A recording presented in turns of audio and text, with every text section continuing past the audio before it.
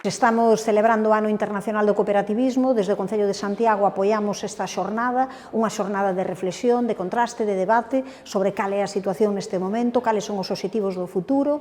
Un Concello que imos aprobar unha declaración institucional de apoio xustamente ao cooperativismo. Os valores que defende están en plena sintonía co que desde o Concello de Santiago queremos promover: a xustiza social, valores de igualdade, valores de cooperación e de solidariedade. Creemos que é sustancial que nós poidamos dar este apoio e que iso signifique unha mudanza nas relacións socioeconómicas, unha mudanza nas relacións laborais. Facémolo, como sabemos, pois a través dunha xornada onde hai diálogo, coñecemento de experiencias, onde hai contraste de opinións, porque para alén de todos estes valores, as cooperativas tamén significan pois esa pegada á identidade das persoas que foron abrindo camiños para que logo outras, noutros ámbitos, noutros sectores, noutras circunstancias, tamén defendan os seus dereitos e queiran apostar pola dignidade. Facémolo tamén, neste caso, con teatro, con cultura, con esa representación das que limpan a cargo da panadería, unha obra que nos fai pensar e reflexionar sobre que importante sería que puidésemos limpar, que puidésemos quitar de diante todos aqueles rastros dunha sociedade que moitas veces, dunhas relacións socioeconómicas que moitas veces o que fan é oprimirnos, o que fan é tensarnos. Fronte a iso, a rede de solidariedade que significan as cooperativas é un modelo a potenciar, a promover, a divulgar e a difundir que nos enche de orgullo.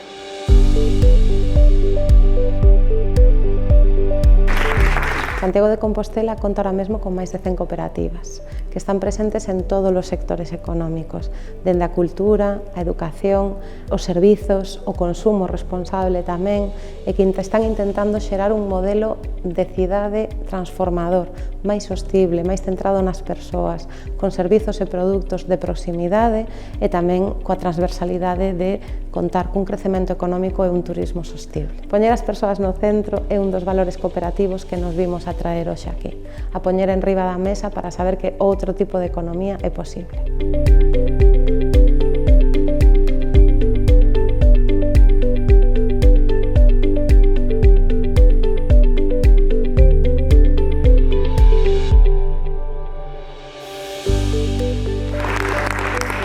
Estamos en Compostela celebrando o Ano Internacional das Cooperativas que neste ano 2025 as Nacións Unidas declarou baixo o seu lema que di que o cooperativismo fai un mundo mellor.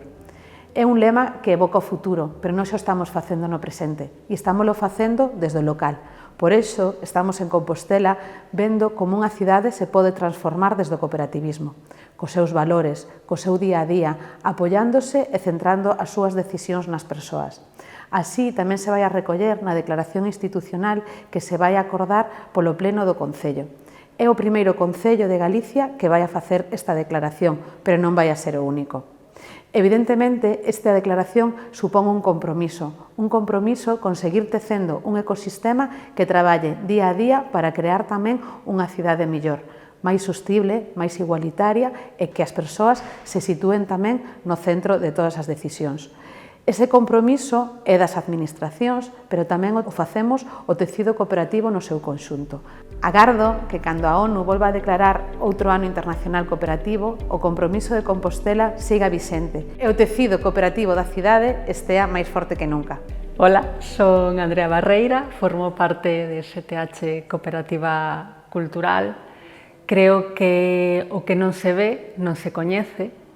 Polo tanto, creo que é imprescindible visibilizar e reivindicar todas as labores diversas, diferentes, preciosas, complexas que se fan desde a cooperativa.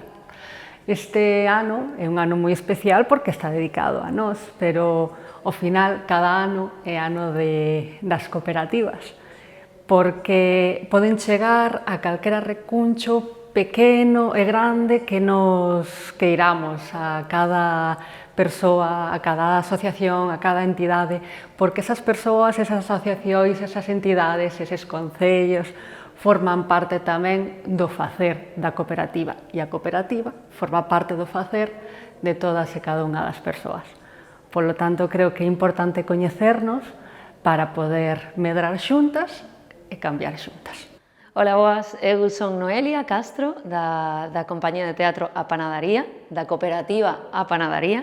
Escollemos a fórmula da cooperativa porque xa levábamos 7, 8 anos traballando e sí que tiñamos unha forma de traballar moi horizontal, na que dialogábamos entre nós, tamén co equipo, pois moi participativa, e fuxíamos un pouco deste tipo de teatro pois máis xerárquico, no que hai unha figura dun director que o fai todo, ou dun empresario ou dun xefe, senón pois que somos tres, que nos vamos pois dividindo as tareas e temos unha forma de facer moi dialogante e moi horizontal. Entón nos parecía unha fórmula lóxica para nós. Estamos moi contentas de estar aquí celebrando o Ano Internacional das Cooperativas co noso espectáculo As que limpan, que é un espectáculo precisamente no que as limpadoras se fan cooperativa, para empezar pois a ter máis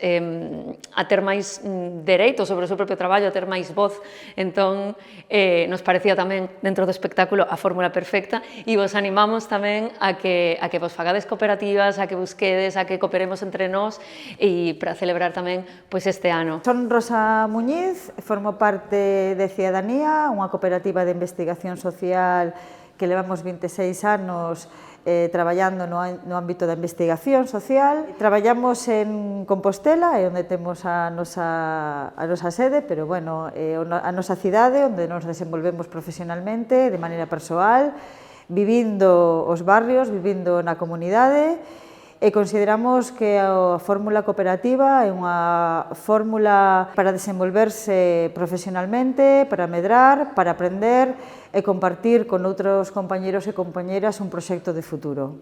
Son Xiana, de Maos Innovación Social, e as cooperativas axudan a tecer cidade, en primeiro lugar, tecendo redes entre elas, cooperando á hora de elixir con quen deseñan os proxectos, que servizos contratan, e entón iso termina creando pois unha rede de intercooperación que nutre e asenta pois un tecido económico diferente ao que impera con unhas lóxicas productivistas e capitalistas.